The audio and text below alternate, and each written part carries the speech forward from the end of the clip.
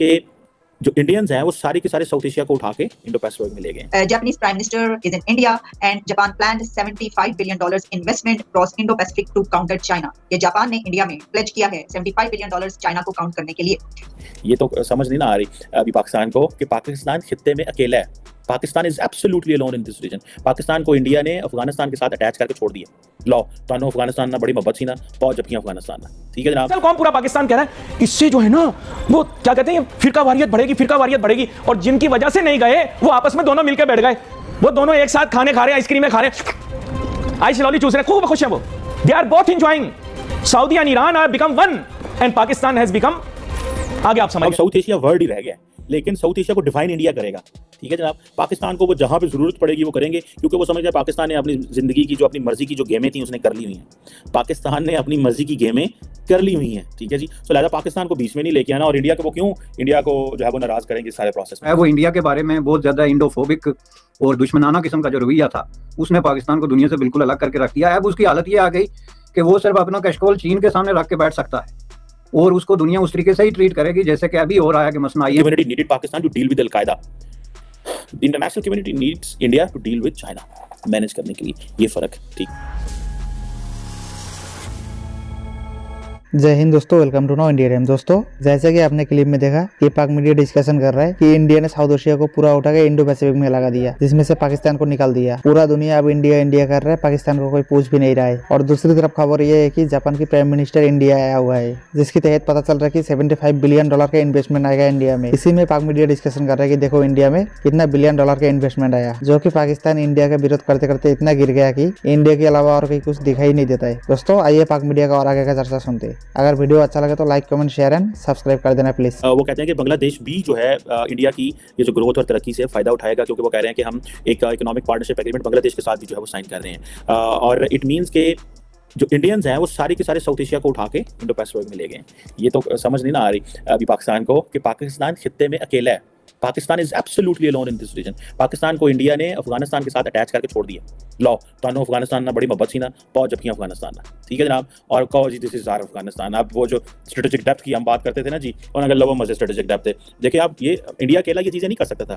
अगर American and Japanese rise of China है ना, देखिए rise of China is an opportunity for India, ठीक है जी। और है वो एडवर्सरी, लेकिन अपॉर्चुनिटी उनके लिए, क्योंकि वो अपॉर्चुनिटी इसलिए बिकॉज सारी दुनिया तो इंडिया के दरवाजे पे आकर बैठ गई है कि पाइन साढ़े नाल लगो तो चाइना का मुकाबला करिए।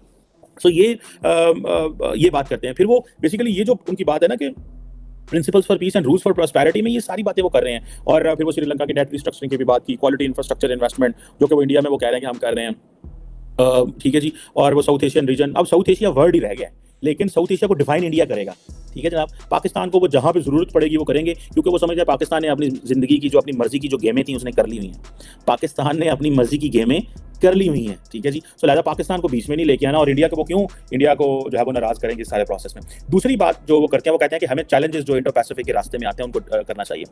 और वो जारी बात है जो ग्लोबल कॉमन चैलेंजेस हैं जिसमें climate and environment, global health, cyber space की बात हो रही है, और ये जो डिस्कशंस हैं इसको वो फोकस करते हैं कि ताकि हम इसके ऊपर आगे पार्टनरशिप करें और इक्वल पार्टनरशिप हो ऑटोनमस नेशंस के दरमियान। क्लाइमेट पे क्योंकि जापानीज बड़ा पैसा जैसा लगाते हैं ये भी, और इंडिया ऑलरेडी आपको याद है मोदी जो है वो आई थिंक वहाँ गए थे ग्लासगो में जो हुई थी कॉन्फ्रेंस, तो वहाँ पे क्या कहते थे कि 2070 तक ਅਸੀਂ जो है ना बिल्कुल 0 हो जाएंगे और हम रीन्यूएबल पे शिफ्ट हो जाएंगे। अब ये जो चीज़ है कि एशिया जीरो एमिशन कम्युनिटी एक बना रहे हैं वो, ठीक है। अब इंडिया ने इसमें भी पैसे ले लेने हैं। आपको पता है इंडिया जो ग्रीन फाइनेंसिंग है उसमें बहुत ज़्यादा पैसा लेता है, ठीक है कि जी हम, क्योंकि इंडिया इकोनॉमी बहुत बढ़िया, वो कहते हैं जी हम डिकार्बनाइजेशन करना चाहते हैं और ये सारी चीज़ें करना चाहते हैं, तो हम जो है वो ये जो एशिया जीरो एमिशन कम्युनिटी बना रहे हैं तो उसमें वो प्राइमरली वो ज़्यादा फायदा तो उन्होंने इंडिया को देना है। सो इंडिया सारी अच्छी फाइनेंसिंग ले रहा है। पाकिस्तान सारी की सारी जो है वो सिक्योरिटी के रिलेटेड इतनी फाइनेंसिंग थी, तालिबान मारने ने, बंदे मारने ने, दहशतगर्द मारने ने, अलकायदा मारनी है, मारना हो मारना, पाकिस्तान को पैसे दे दो, ठीक है। एशिया जीरो एमिशन कम्युनिटी अच्छे जितने काम है उनके लिए पैसे इंडिया को दे दो। So this is where Pakistan जो है उसके हिस्से में ये गंदगी इस तरह की चीजें साफ करनी आई, और इंडिया के हिस्से में ये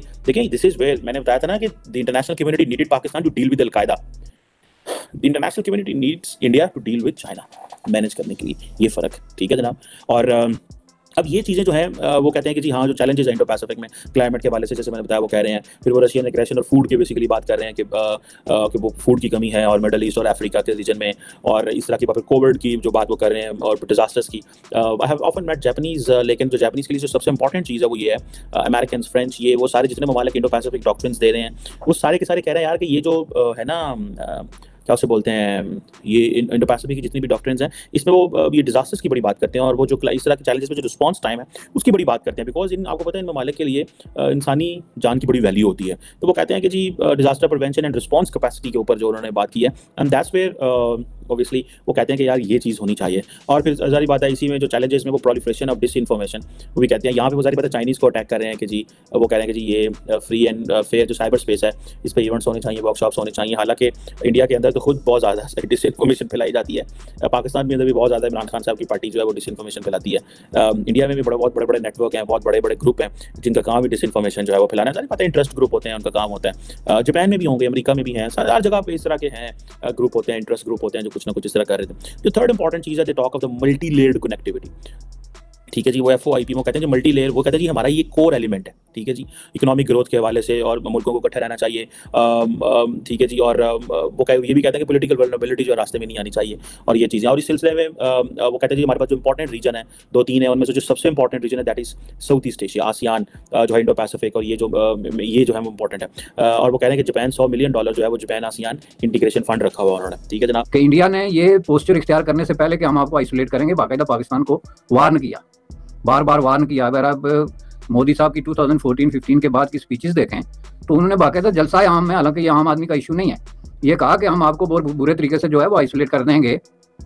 और जाहिर है कि पाकिस्तान को ये देखना चाहिए था कि क्या हम चीन की एक जो है वो क्लाइंट स्टेट बनने की वजह से इस एजेंडे को बाकायदा जो है वो सपोर्ट तो नहीं कर रहे कहीं कि हम खुद ही आइसोलेशन की तरफ अपने आप को धकेल रहे हैं। तो इस तरीके से ये 2-3 फैक्टर, एक तो failure of external affairs, incompetency of the leadership, और थर्डली जो है वो इंडिया के बारे में बहुत ज़्यादा इंडोफोबिक और दुश्मनाना किस्म का जो रवैया था उसने पाकिस्तान को दुनिया से बिल्कुल अलग करके रख दिया है। अब उसकी हालत ये आ गई कि वो सिर्फ अपना कैशकोल चीन के सामने रख के बैठ सकता है और उसको दुनिया उस तरीके से ही ट्रीट करेगी जैसे कि अभी हो रहा है कि मसलन IMF जो जिस तरह का स्टांस ले रहा है, जिस तरह की टैक्टिकल मूव्स ले रहा है, वो भी जाहिर है बिल्कुल क्लियर है कि आप सारी शराइत मान रहे हैं A to Z, जो कभी भी पाकिस्तान की तारीख में नहीं मानी गई, तो फिर भी IMF आपको कहता है कि इज नॉट इनफ। तो इसका मतलब क्या हुआ कि आपने अपने आप को खुद ही जो है वो आइसोलेशन के अंधेरे में जो है वो धकेल दिया। सेकंड टॉपिक से पहले इस पर एक लास्ट क्वेश्चन चाहूंगी कि क्योंकि जापान ने ये जो प्लेज किया है इंडिया में की, तो इंडिया में मौजूद है, तो इससे इंडिया का कितना ताल्लुक है? क्या ये पैसा वो इंडिया को दे रहा है कि इंडिया ये सब करे, या वो इसको कैसे आप इलैबोरेट करेंगे कि वैसे तो तमाम कंट्रीज की बात की गई और बहुत सारे इश्यूज की बात की गई, लेकिन इंडिया के अंदर खड़े होकर किया? नहीं, ये इंडिया के लिए है जी, और इंडिया के डिस्पोजल पे है, चूंकि इस इलाके में डेफिनेटली जाहिर है कि इंडिया को वो एक लीडिंग रोल दे चुके हैं, और west specifically United State of America और उसके एलाइज और Japan one of the top allies है, वो इस बात को ओपनली तस्लीम कर चुके हैं कि इंडिया का इस खिते में एक लीडिंग रोल है। इस वक्त दुनिया में वाहिद मुल्क जो है पाकिस्तान है जो इस पर एतराज़ कर रहा है कि ये लीडिंग रोल हम नहीं मानते। बाकी आप मुझे एक मुल्क बता दें इंक्लूडिंग अफगानिस्तान या कोई ऐसा मुल्क जो ये कह रहा हो कि इस खिते में इंडिया का लीडिंग रोल जो है हम उसको चैलेंज करते हैं। अंदर से किसी को पसंद है या नहीं पसंद ये दूसरी बात है, लेकिन एक कंसेंसस ऑफ ओपिनियन जो इंटरनेशनल कम्युनिटी में डेवलप हुआ है, तो उसकी मौजूदगी में जाहिर है इस इलाके में जो भी डेवलपमेंट होगी, कनेक्टिविटी है, टेक्नोलॉजिकल एडवांसमेंट है, तो वो तो डायरेक्टली चीन के साथ लिंक है। तो चीन के साथ जब लिंक है तो उसका फिर डायरेक्ट जो कंपैरिजन बन सकता है या जो मुल्क उसको किसी तरीके से लीडिंग रोल प्ले कर सकता है वो इंडिया है।